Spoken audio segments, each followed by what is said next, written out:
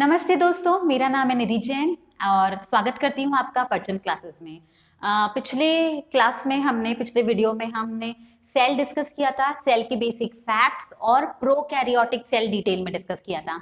आज हम लोग यूकैरियोटिक सेल मतलब एनिमल और प्लांट सेल डिस्कस करेंगे डिटेल में। चलिए, तो क्योंकि ये थोड़ा सा लंबा टॉपिक है, जल्दी से शुरू करते हैं।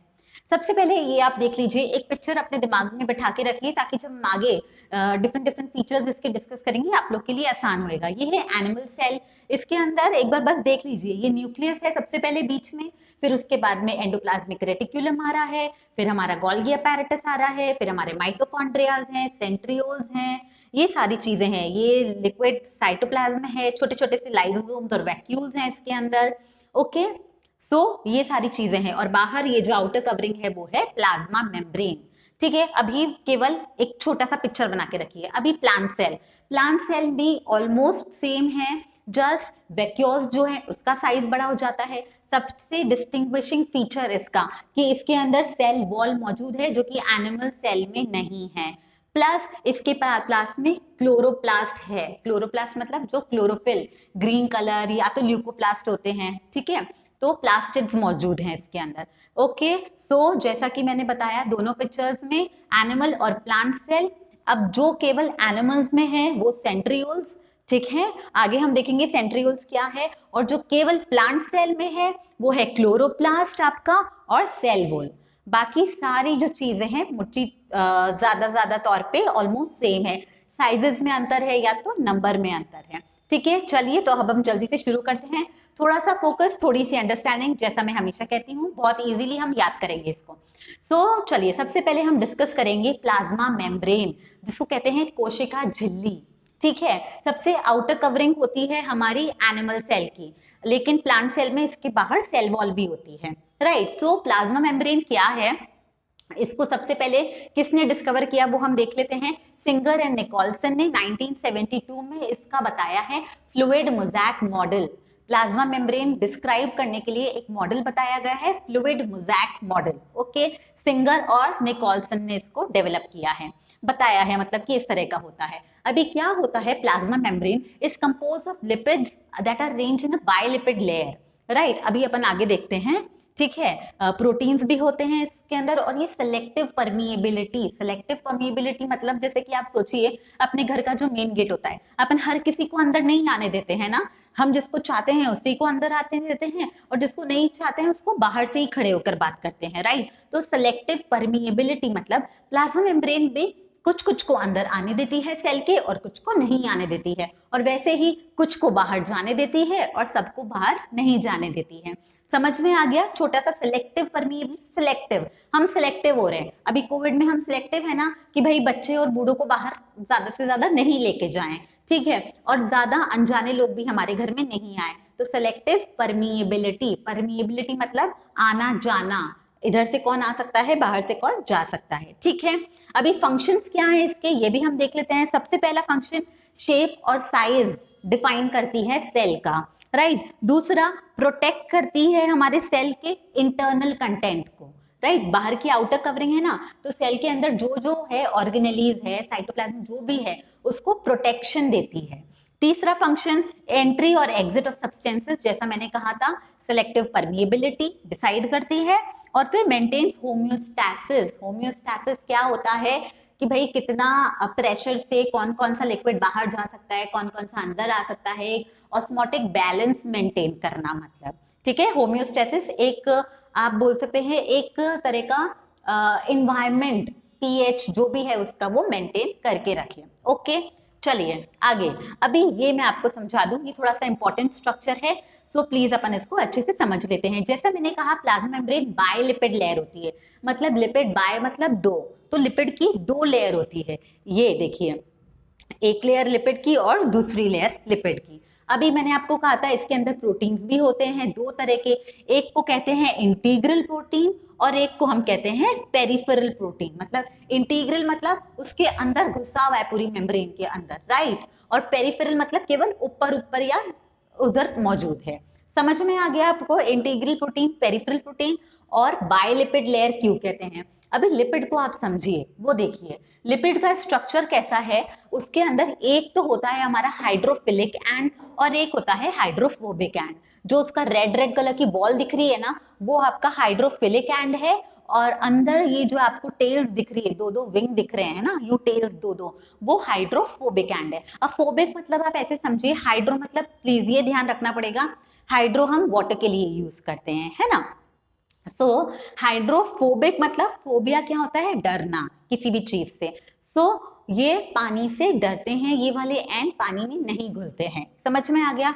और hydrophilic water soluble, polar ends जिसको हम कहते हैं, समझ में आ गया। ये सारी चीजें आपको क्लियर है। अभी जैसा मैंने आपको कहा, अब प्लाज्मा मेम्ब्रेन जो होती है सिलेक्टिव परमिएबल, मतलब अगर किसी को भी अंदर से बाहर आना है तो प्लाज्मा मेम्ब्रेन डिसाइड करेगी। कुछ तो है जैसे हमारे वाटर है, कुछ सॉल्युबल सॉल्ट्स हैं, कैल्शियम वगैरह, वो अपने आप से अंदर आ जा सकते हैं। लेकिन कुछ सब्सटेंसेस को क्या होता है, प्रोटीन की मदद लेनी पड़ती है। वो इन प्रोटीन्स पे, ये जो पेरिफेरल प्रोटीन्स हैं, उन पे अटैच होते हैं और वो यहाँ आते हैं, तब जाके वो अंदर आ सकते हैं। समझ में आ गया आपको, पेरिफेरल प्रोटीन से अटैच होते हैं, उनको एक कैरियर प्रोटीन चाहिए अंदर आने के लिए। सेल के अंदर कुछ कुछ हमारे जो मॉलिक्यूल्स हैं, या आप बोल दीजिए कुछ ऑर्गेनिक कंपाउंड्स हैं, उनको अंदर आने के लिए। सो पेरिफेरल प्रोटीन्स की सहायता से वो उससे अटैच हो जाते हैं प्रोटीन से, प्रोटीन यहाँ पर आके होता ही है, तो उसके थ्रू वो लोग अंदर आ सकते हैं। समझ में आ गया। बाइलिपिड लेयर, लिपिड लेयर का स्ट्रक्चर, हाइड्रोफिलिक और हाइड्रोफोबिक एंड्स क्या होते हैं, इंटीग्रल प्रोटीन्स क्या होते हैं, चैनल प्रोटीन्स क्या होते हैं। देखिए ये चैनल प्रोटीन्स, राइट, इधर से ही लोग अंदर से बाहर जा सकते हैं। समझ आ गया। पेरिफेरल प्रोटीन पे अटैच हुए, वो उसको ट्रांसफर कर रहे हैं इंटीग्रल प्रोटीन पे, और वो अंदर की तरफ आ रहे हैं। समझ आ गया ये चीज। कुछ कुछ कार्बोहाइड्रेट्स के भी मॉलिक्यूल्स इसके अंदर होते हैं, पर मेजर पोर्शन लिपिड और प्रोटीन्स का ही होता है। समझ में आ गया। फ्लूइड मोज़ैक मॉडल क्या है, फ्लूइड मोज़ैक मतलब जैसे कि लिक्विडिटी मेंटेन करती है ना ये प्लाज्मा मेम्ब्रेन, इस वजह से इसको बोल रहे हैं हम। ओके, आगे बढ़ते हैं। अभी सेल वॉल केवल प्लांट्स में मौजूद है, ये अपने को ध्यान रखने की बहुत ज्यादा जरूरत है। सेल वॉल नॉन लिविंग होती है। सेल वॉल को क्या कहते हैं हम, कोशिका भित्ति, हिंदी में बता रही हूँ, ठीक है। आउटर कवरिंग प्लाज्मा मेम्ब्रेन के बाहर होती है सेल वॉल, राइट। अभी ये किससे बनी होती है, देखिए ये आपके सेल्यूलोज, अगेन सेल्यूलोज क्या हुआ है, कार्बोहाइड्रेट। सेल्यूलोज के छोटे छोटे से फाइब्रिल्स होते हैं ऐसे, ठीक है, ट्यूब्स टाइप वो होते हैं, तो उससे प्लस बीच में प्रोटीन स्ट्रक्चर भी इसके अंदर होते हैं। समझ में आ गया ये चीज आपको। अभी लैमेला क्या होता है, ये जो ऊपर वाला पोर्शन है, इसका ऊपर वाली जो लेयर है उसको हम कह रहे हैं लैमेला। समझ आ गया। अभी द मिडिल लैमेला, जो कवच बोलते हैं उसको, सबसे ऊपर जो सेल वॉल का जो टॉप मोस्ट पोर्शन है, middle lamella, is mainly calcium pectate. Calcium pectate जो कि ग्लू करती है, जो कि मिला के रखती है आसपास वाले सेल्स को, राइट। ये लैमेला है, सबसे बाहर लैमेला ही है, वो दूसरे सेल की भी लैमेला है। सो ये आपस में दो सेल्स को जोड़ के रखती है, ठीक है। ओके, अभी इसका फंक्शन क्या है, प्रोवाइड्स डेफिनाइट शेप, ऑब्वियसली है ना, बाहर है तो सबसे पहले तो ये शेप मेंटेन कर रही है सेल का। फिर क्या होता है, रिजिडिटीज को दे रही है, मतलब कितना भी कुछ भी आए भाई, जैसे प्लांट्स में होता है तो कितनी तेज हवा भी चल रही है तो ये डिस्ट्रॉय नहीं हो रहे, एकदम रिजिड होती है, मजबूत होती है, मजबूत इसका वर्ड है, ठीक है। प्रिवेंट्स ड्राइंग अप, मतलब इतनी तेज धूप में भी सेल्स हमारे जो डिस्ट्रॉय नहीं होते, मुरझा नहीं जा रही हमारी पत्तियां, राइट, तो सेल्स जो है ड्राई नहीं हो रहे हैं, तो ये इसका ये भी काम है कि वो भी उसको बना के रखे। सेल एक्सपेंशन को कंट्रोल करती है कि एक सेल भाई बहुत ज्यादा एक्सपेंशन ना हो जाए अपने कैपेसिटी से, नहीं तो फट जाएगा सेल, ठीक है। तो ये सब इसका मेन रोल है। लास्ट, कोई भी एक्सटर्नल पैथोजन, पैथोजन मतलब क्या होता है, रोगजनक, रोगजनक, है ना, कोई भी मतलब बाहर का ऑर्गेनिज्म मान लीजिए आप, जैसे हम देखते हैं प्लांट्स के ऊपर कितने कीड़े या ऐसा कुछ होता है, तो उनसे ये बचाव करती है प्लांट्स का। समझ आ गया सेल वॉल क्या होता है। चलिए नेक्स्ट, अभी न्यूक्लियस जिसे केंद्रक कहते हैं, ठीक है। न्यूक्लियस जैसा कि मैंने आपको प्रोकैरियोटिक हमने पहले डिस्कस कर लिया था, उसमें एकदम लूजली पड़ा हुआ होता है न्यूक्लियस का हमारा सारा जेनेटिक मटेरियल, लेकिन यहाँ पर यूकैरियोटिक सेल्स में बहुत ही वेल डिफाइंड न्यूक्लियस होता है, केंद्रक। ओके, अभी इसको आप पढ़िए। Dense spherical body, dense spherical body, dense मतलब कैसे आप डेंसिटी बोलते हैं ना, कितनी डेंसिटी है, कितना भारी, कितना सब कुछ भरा हुआ है इसके अंदर। स्फेरिकल मतलब गोल, डेंस स्फेरिकल बॉडी है। एनिमल्स में जनरली एनिमल सेल में सेंटर में होती है, प्लांट सेल में थोड़ी सी साइड में होती है, राइट। अभी सब में मौजूद होता है न्यूक्लियस, प्लांट और एनिमल सेल में, लेकिन जैसा कि मैंने ब्लड वाली पीपीटी में भी आपको बताया था कि आरबीसीज रेड ब्लड सेल्स में नहीं होता है, और सीव ट्यूब सेल्स मतलब चालनी नलिका जो सेल्स होते हैं, सीव ट्यूब सेल्स हमारी बॉडी में, उसमें भी ये नहीं मौजूद होता है न्यूक्लियस, राइट। अभी क्या है, जनरली एक ही न्यूक्लियस होता है, लेकिन कभी कभी पे बहुत रेयर केसेस में कुछ कुछ सेल में दो न्यूक्लियस होते हैं, राइट। फिर few types of cell having more than one nucleus, skeletal muscles, जैसा मैंने कहा आपको 90% सेल्स में एक ही न्यूक्लियस होता है, कुछ कुछ में दो न्यूक्लियस होता है, जैसे कि स्केलेटल मसल सेल्स, ये हम आगे डिस्कस करेंगे, है ना। चलिए अभी न्यूक्लियस समझते हैं कि न्यूक्लियस क्या है।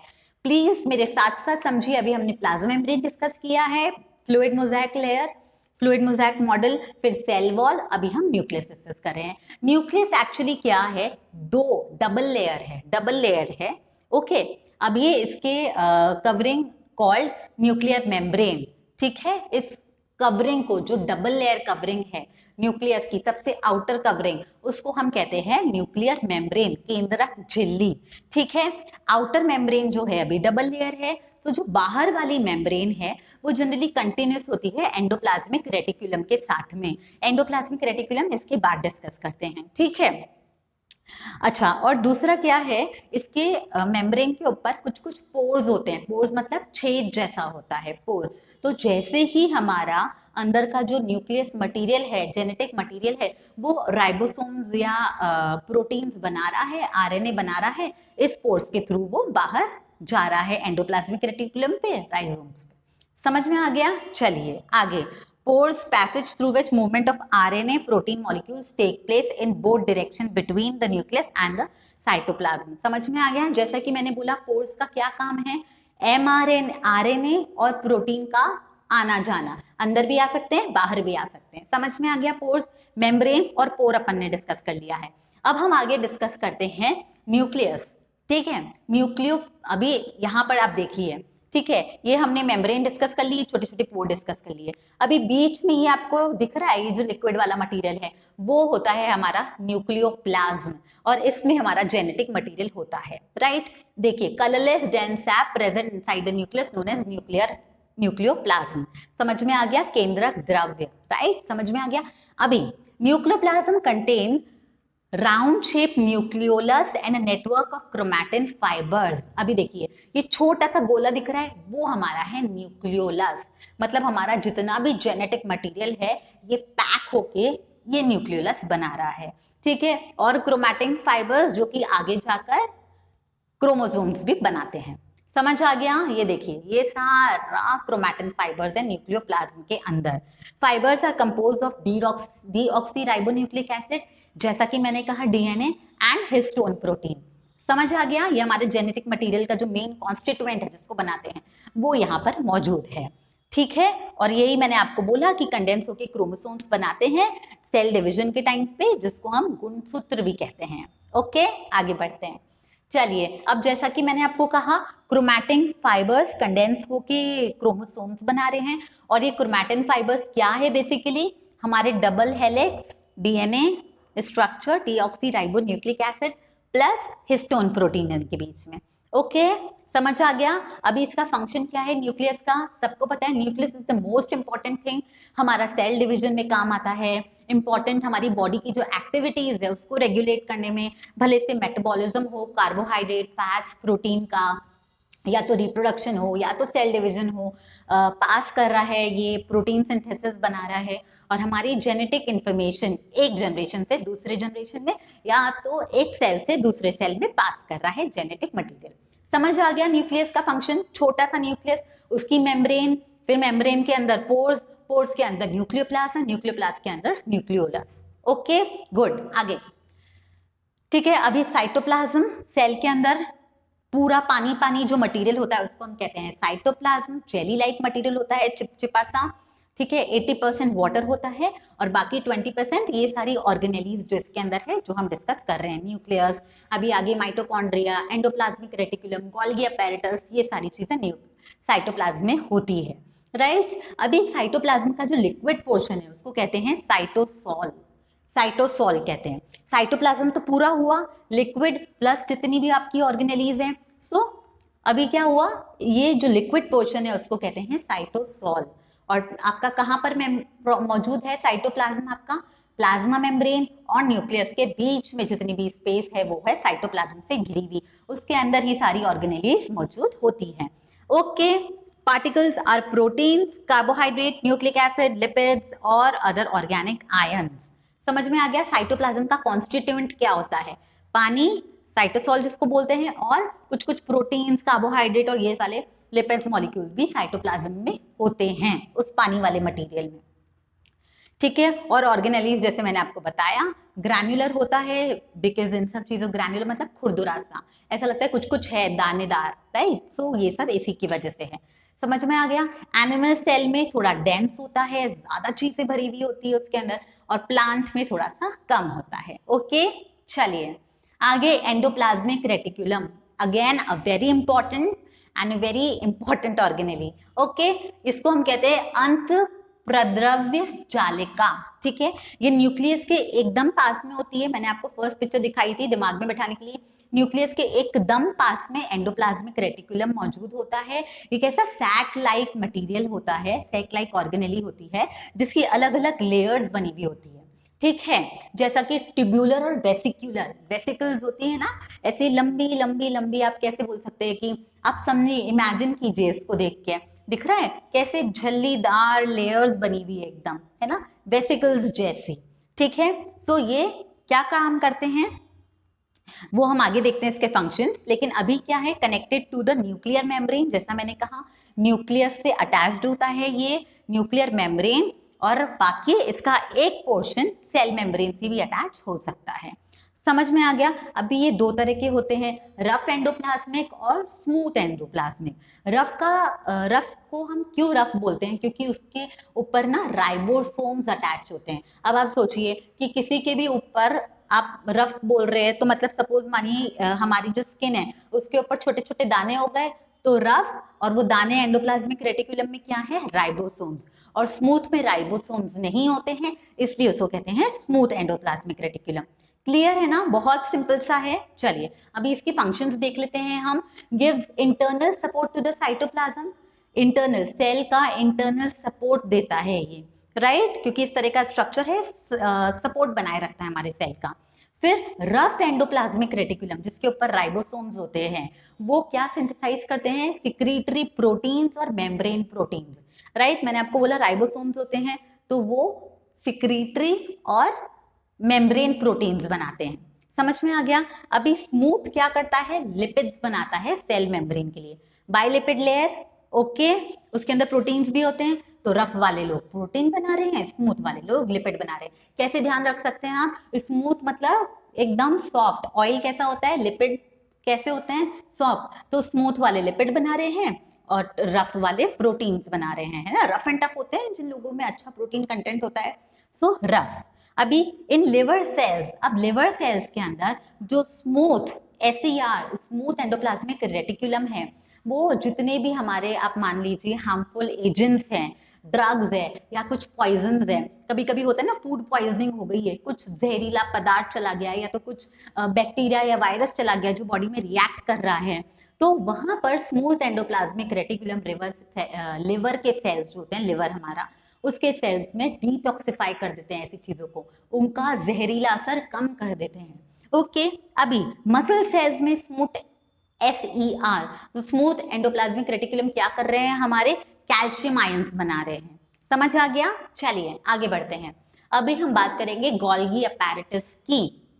गोल्गी गोल गोल गोल, इसमें बहुत सारी चीजें गोल गोल है, उसको आप ध्यान रखिए। बनाया किसने है, डिस्कवर किसने किया है, बनाया नहीं डिस्कवर, बनाया तो क्या भगवान ने है।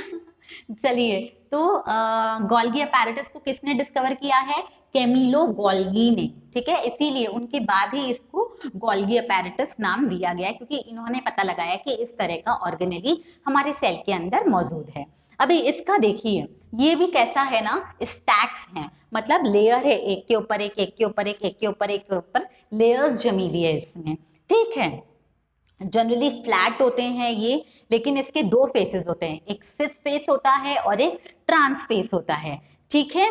जो जो हमारा सिस्टर्ने है वो न्यूक्लियस, ये जो सिस्टर्ने कहते हैं, ऐसे लंबे लंबे लंबे लंबे आपको दिख रहे हैं ना, इसके सैक्स बोल रही हूँ मैं, सिस बोल रही हूँ, ये हमारे सिस्टर्ने कहते हैं इनको, और ये न्यूक्लियस के आजू बाजू अटैच होते हैं और धीरे धीरे धीरे धीरे वो क्या कर रहे हैं, हमारे सेल मेम्ब्रेन पे मिल जाते हैं, ठीक है। तो थोड़ा लंबा स्ट्रक्चर, न्यूक्लियस से आता हुआ एंडोप्लाज्मिक रेटिकुलम, उसके बाद गोल्गी अपैरेटस आ रहा है और फिर हमारा सेल मेम्ब्रेन से जुड़ रहा है, ओके। अभी देखिए, इसका एक कॉन्वेक्स सिस फेज होता है, ठीक है, और the forming phase and concave trans phase और द मैच्योरिंग फेज।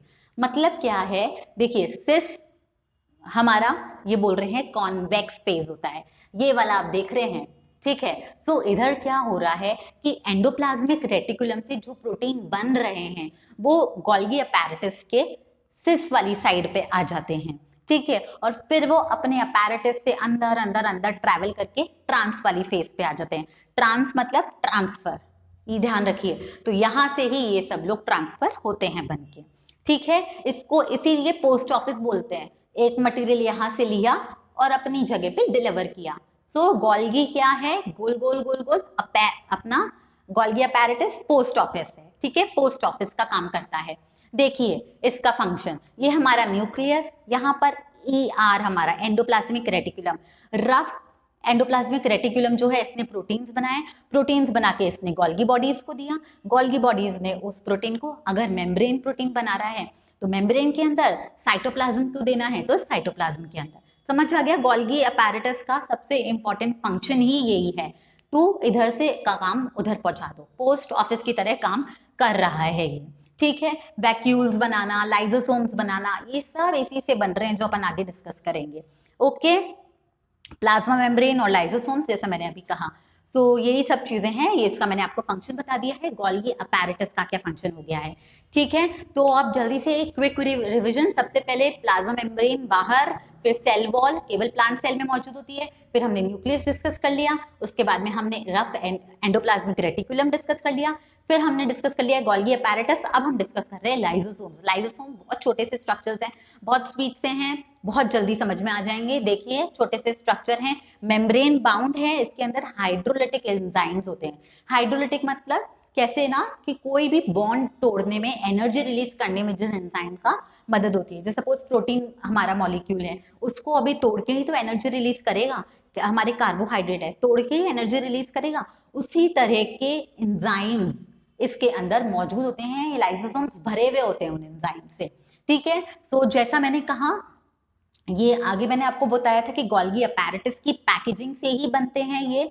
इधर से उधर लाइसोसोम्स भी साइटोप्लाज्म में गोल्गी अपैरेटस के थ्रू ही आते हैं अपने, okay. So filled with hydrolytic enzymes, मैंने आपको बता दिया ये हाइड्रोलिटिक एंजाइम्स का क्या फंक्शन होता है, जल विद्युत ऊर्जा, ठीक है। हाइड्रोलिटिक एंजाइम्स को आप ऐसे भी ध्यान रख सकते हैं।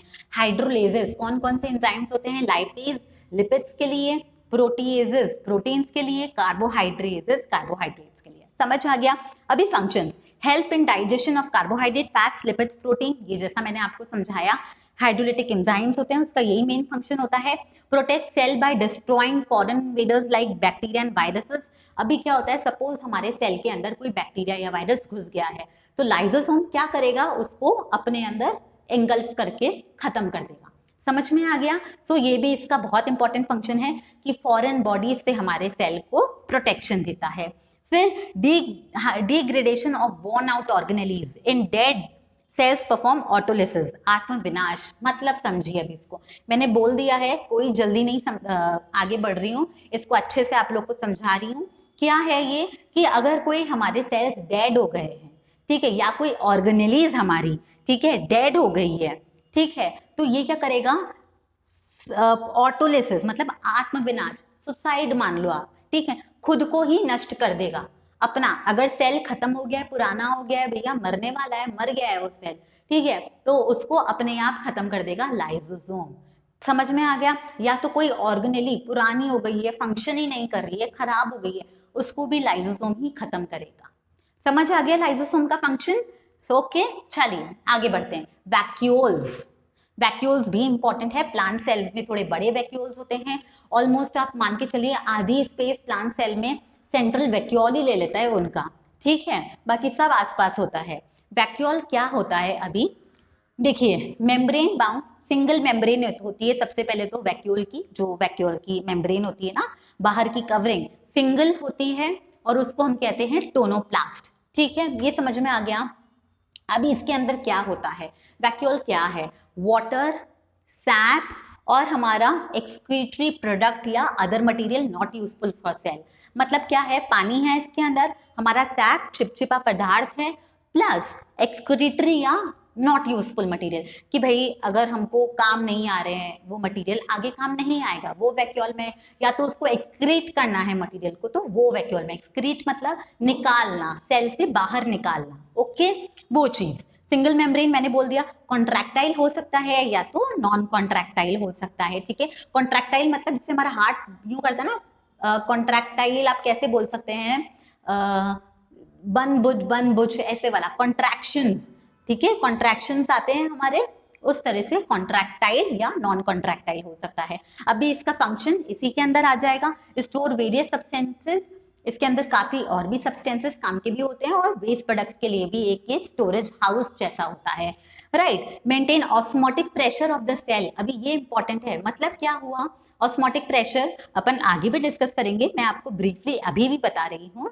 ऑस्मोटिक प्रेशर कैसे, मतलब किस प्रेशर से मटेरियल्स बाहर आ रहे हैं, पानी बाहर जा रहा है सेल के, और किस प्रेशर से हमारे मॉलिक्यूल्स और पानी अंदर आ रहा है। तो ऑस्मोटिक प्रेशर को मेंटेन करने में भी इसका बहुत बड़ा रोल है वैक्यूल का, ओके। स्टोर फूड पार्टिकल्स भी स्टोर करता है ये, ठीक है, अमीबा के सेल्स में। अमीबा मैंने आपको बताया था पिछली साइड में, यूनिसेल्युलर ऑर्गेनिज्म है, केवल एक सेल का पूरा ऑर्गेनिज्म है, उसके अंदर फूड पार्टिकल स्टोर करता है, और ये टर्जिडिटी और रिजिडिटी प्रोवाइड करता है प्लांट सेल को। समझ आ गया इसकी फंक्शन सारे के सारे? चलिए आगे बढ़ते हैं हम लोग, ओके। नेक्स्ट, माइटोकॉन्ड्रिया, सूत्र कणिका कहते हैं इसको, माइटोकॉन्ड्रिया पावर हाउस कहते हैं इसको। Mitochondria is the power house of the cell. अभी हम क्यों कह रहे हैं ना इसको पावर हाउस, ये आप इसमें समझिए। ये देखिए बड़ा सुंदर सा ना, ये क्या बोलते हैं, हॉट डॉग शेप में होता है, ये बहुत ही पसंद है मेरे को ये वाला तो, ऑर्गेनली स्पेशली इसका, क्योंकि स्ट्रक्चर भी इतना प्यारा होता है। लोग इसको या तो शू शेप कह सकते हैं कि भाई जूतों के शेप का है, मैं इसको हॉट डॉग कहती हूँ क्योंकि मेरे को वैसे ही अच्छा लगता है ये, ओके। अभी देखिए स्मॉल राउंड ऑर्गेनेलीज है, दो मेम्ब्रेन है इसके अंदर, बाहर वाली मेम्ब्रेन तो आपको दिख ही रही है, और जो अंदर वाली मेम्ब्रेन है ये आपको दिख रही है, गोल गोल गोल गोल गोल गोल करके, ये जो एक बहुत अच्छा सा शेप दे रही है इसको अंदर, वो होती है हमारी सेकेंड इनर मेम्ब्रेन, ओके। समझ आ गया? अब जो बाहर वाली मेम्ब्रेन है और इनर मेम्ब्रेन है, उसके बीच में जो लिक्विड मौजूद है उसको हम कहते हैं आउटर चेम्बर, आउटर चेम्बर, और जो अंदर वाली हमारी मेम्ब्रेन है उसके अंदर जो लिक्विड है हम उसको कहते हैं मैट्रिक्स। समझ आ गया? यही सब चीजें हैं इसके अंदर। अभी आप समझिए इसको आगे। अभी इसको पावर हाउस क्यों कहते हैं ये मैं अभी आपको एक्सप्लेन कर रही हूँ। देखिए इसके अंदर क्या है, ये जो इनर मेम्ब्रेन मैंने आपको बोला उसके ऊपर काफी F1 पार्टिकल्स लगे हुए होते हैं, ठीक है, प्रोटीन्स, जो कि हमारा सिंथेसाइज करने में मदद करता है, ठीक है, सॉरी वो हमारा एरोबिक रेस्पिरेशन पता है, ऑक्सीजन की मदद में जो हम रेस्पिरेशन करते हैं उसको एरोबिक रेस्पिरेशन कहते हैं, ठीक है, उससे एनर्जी हमारी उत्पादन होता है, एनर्जी का प्रोडक्शन होता है। सो F1 पार्टिकल्स हैं, इन्हीं के थ्रू एरोबिक रेस्पिरेशन होता है, और जो हमारा ऑक्सीजन है और जो दूसरे मॉलिक्यूल्स हैं वो हमारे कन्वर्ट होते हैं एनर्जी के फॉर्म में। सो माइटोकॉन्ड्रिया सबको क्या कर रहा है, एनर्जी प्रोवाइड कर रहा है सेल को, समझ आ गया, इसीलिए पावर दे रहा है सेल को, इसीलिए हम इसको कहते हैं power house of the cell. Plus इसका बहुत डिस्टिंग्विशिंग फीचर एक और है जिससे क्वेश्चंस भी आते हैं कि किस ऑर्गेनेली में डीएनए होता है न्यूक्लियस के अलावा। सो माइटोकॉन्ड्रिया में खुद का डीएनए भी होता है। Okay, the matrix also possesses single circular DNA molecule, few RNA molecules भी होते हैं, राइबोसोम्स भी होते हैं और component required for protein synthesis. समझ में आ गया क्या है ये, प्रोटीन सिंथेसिस के लिए जो भी हमारा जरूरत थी वाला सामान है वो भी इसके अंदर मौजूद है, डीएनए, राइबोसोम्स, आरएनए, ठीक है, समझ में आ गया। और ये जो है डिवाइड करता है फिजन से, ये हम रिप्रोडक्शन में पढ़ेंगे फिजन क्या होता है, बाइनरी फिजन के जब इक्वल इक्वल पार्ट्स में डिवाइड होता है एक सेल, वो समझ आ गया। एटीपी मॉलिक्यूल क्या होता है, अपन ने कार्बोहाइड्रेट्स वाले में पढ़ा था, एडिनोसिन ट्राइफॉस्फेट, जिससे एनर्जी जनरेट होती है, तो वही यहाँ पर एनर्जी जनरेट कर रहे हैं, एटीपी मॉलिक्यूल्स जनरेट कर रहे हैं F1 पार्टिकल्स के थ्रू। समझ आ गया, इतना छोटा सा है। अभी मैं आपको एक चीज और बता देती हूँ, ये जो मैंने आपको बोला इनर मेम्ब्रेन फोल्ड हो रही है, ठीक है, ये जो फोल्ड्स हैं इसको हम क्रिस्टे भी कहते हैं। क्या कहते हैं, क्रिस्टे, समझ आ गया। चलिए आगे बढ़ते हैं, plastids. Plastids generally double membrane organelles हैं और केवल प्लांट्स और एल्गी में भी मौजूद हैं, प्लांट्स और एल्गी में। एनिमल सेल्स में प्लास्टिड्स नहीं होते हैं, प्लीज इसको याद रखिएगा, कुछ कुछ ही मेजर डिफरेंसेस हैं वो अपन याद रखें तो इजीली हम क्रैक कर सकते हैं एनिमल और प्लांट सेल में क्या डिफरेंस है। समझ में आ गया। अभी देखिए कितने तरह के प्लास्टिड्स होते हैं, क्लोरोप्लास्ट, क्रोमोप्लास्ट, ल्यूकोप्लास्ट। क्लोरोप्लास्ट अभी अपन नेक्स्ट स्लाइड में डिस्कस करेंगे। ये एक्चुअली इसमें एक क्लोरोफिल कंटेनिंग पिगमेंट होता है, क्लोरोफिल जो ग्रीन कलर देता है हमारे प्लांट्स को, राइट, फोटोसिंथेसिस में भी काम लेता है। फोटोसिंथेसिस मैं नेक्स्ट टू नेक्स्ट क्लास में डिस्कस करूंगी। ओके, फिर क्रोमोप्लास्ट जो कैरोटेनॉइड्स रेड कलर प्रदान करता है हमारे फ्रूट्स या वेजिटेबल्स को, जैसे कि गाजर। फिर ल्यूकोप्लास्ट कलरलेस होता है, लाइक पोटैटो हो गया हमारा, ठीक है, कलरलेस, सो वो ल्यूकोप्लास्ट। समझ में आ गया प्लास्टिड्स क्या है। अभी जैसा मैंने कहा अब अपन सबसे इंपॉर्टेंट होता है क्लोरोप्लास्ट, तो हम वो डिस्कस कर लेंगे प्लास्टिड्स, ठीक है।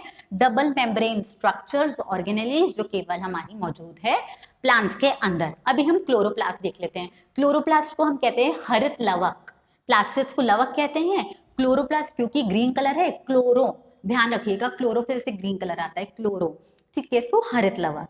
अब एक क्लोरोप्लास्ट क्या है, यूजुअली स्फेरिकल शेप होता है इसका, इसकी भी दो मेम्ब्रेन होती है, ठीक है। अभी इसके अंदर क्या होता है ना, ग्राना होता है, ग्राना, स्ट्रोमा और थाइलेकॉइड्स। अभी आप समझिए थाइलेकॉइड्स मतलब आप कैसे ना, एक बर्गर मान लीजिए आप, ठीक है, आपको लगेगा कितना फूड ऑब्सेस्ड हूं मैं, है ना, हाँ, लेकिन मुझे पसंद है। ओके, सो एक थाइलेकॉइड को आप बोलेंगे, ठीक है। अभी जब सपोज बर्गर शेप में ही होता है वो थाइलेकॉइड, है ना, तो एक थाइलेकॉइड जब इतने सारे थाइलेकॉइड एक के ऊपर एक के ऊपर एक के ऊपर एक के ऊपर खड़े हो जाते हैं उसको हम कहते हैं ग्रेना, ठीक है, ग्रेना। अब एक ग्रेना दूसरे ग्रेना से लैमेला के थ्रू, ये जो पाइप पाइप जैसा दिख रहा है ग्रीन कलर का आपको, लैमेला के थ्रू अटैच्ड हैं, ठीक है, ये तो समझ में आ गया थाइलेकॉइड क्या है, ग्राना क्या है। अभी स्ट्रोमा जो आपको बाहर का ये पूरा लिक्विड दिख रहा है ना, वो होता है कलरलेस डेंस लिक्विड जो है, फ्लूइड जो है, वो स्ट्रोमा होता है। अभी थाइलेकॉइड के अंदर ही क्लोरोफिल होता है अपना पिगमेंट, ये जो थाइलेकॉइड्स मैंने बोला छोटे छोटे से बर्गर्स है ना, उन्हीं के अंदर हमारा क्लोरोफिल मौजूद होता है, पिगमेंट जो फोटोसिंथेसिस में हमारी मदद करता है। थाइलेकॉइड का मेन फंक्शन समझ में आ गया, ठीक है। The stroma of the chloroplast contains enzyme required for synthesis of carbohydrates and proteins. अभी ये जो स्ट्रोमा मैंने बोला, ठीक है, ये जो बाहर का जो लिक्विड है ना, ग्राना को छोड़ के जो भी मौजूद है हमारे क्लोरोप्लास्ट के अंदर, ठीक है, उसमें कुछ कुछ एंजाइम्स भी होते हैं जो कि हमारी मदद करते हैं प्रोटीन्स बनाने के अंदर, कार्बोहाइड्रेट्स बनाने के अंदर। ओके, हाँ, अभी इसमें भी कुछ मात्रा में सर्कुलर डीएनए होता है, लेकिन वो इतना ज्यादा, क्योंकि प्लांट सेल है, अपने जनरली क्वेश्चंस आएगा तो एनिमल सेल का ध्यान रखिएगा, माइटोकॉन्ड्रिया। प्लांट सेल के हिसाब से हम देख लें तो क्लोरोप्लास्ट में भी छोटा सा, एकदम छोटा सा डीएनए मॉलिक्यूल मौजूद है राइबोसोम्स के साथ में। समझ आ गया, क्योंकि प्रोटीन सिंथेसिस का काम हो रहा है ना गाइज, तो ध्यान रखिए जो भी ऑर्गेनेली मेनली इन्वॉल्व है प्रोटीन सिंथेसिस में, वो उसमें हमारा राइबोसोम्स तो होंगे ही होंगे और डीएनए मॉलिक्यूल भी इसमें मौजूद है। क्लियर है? Chloroplast, plastids. चलिए आगे राइबोसोम्स। इतनी देर से हम राइबोसोम्स बोल रहे हैं कि भाई प्रोटीन बनाता है, प्रोटीन बनाता है। राइबोसोम्स है क्या?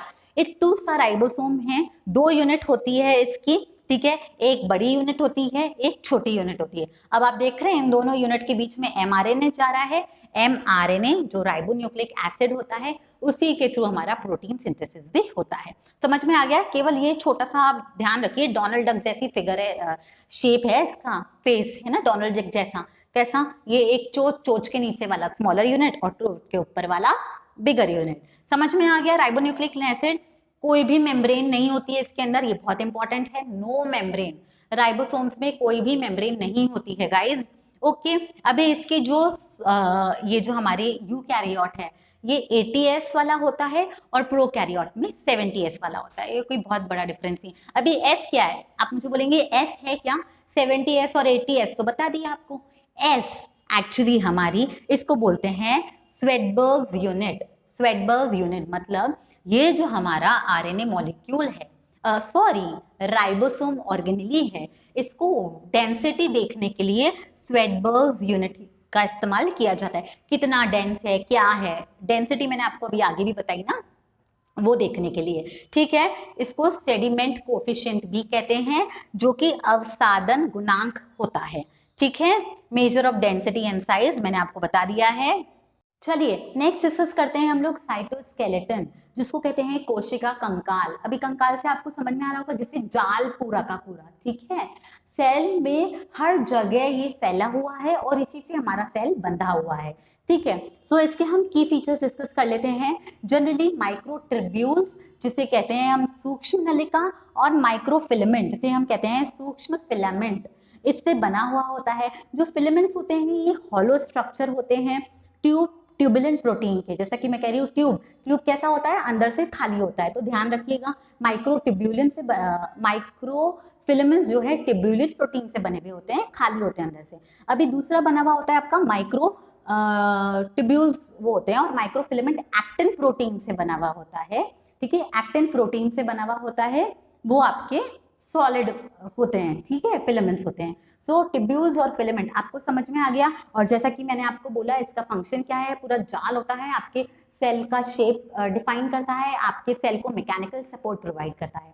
समझ में आ गया? चलिए नेक्स्ट, अभी सेंट्रोसोम। सेंट्रोसोम क्या है? बेसिकली ये भी मेम्ब्रेन बाउंड स्ट्रक्चर्स हैं। सेंट्रियोल्स, 2 सेंट्रियोल्स से बनते हैं। ये सेंट्रियोल्स एक दूसरे के ऊपर 90 डिग्री पे पड़े हुए होते हैं, ठीक है, 90 डिग्री पे रखे हुए होते हैं ये 2 सेंट्रियोल्स, ठीक है। अभी इनका सबसे इंपॉर्टेंट गाइस क्या फंक्शन होता है ना, हमारा जब सेल डिविजन होता है, जब क्रोमोसोम्स डिवाइड हो रहे होते हैं, तो ये बीच में स्पिंडल फाइबर्स बनाते हैं। ये इनका सबसे ज्यादा मेन फंक्शन है। प्लस ये हेल्प करते हैं सीलिया और फ्लैजिला बनाने में भी।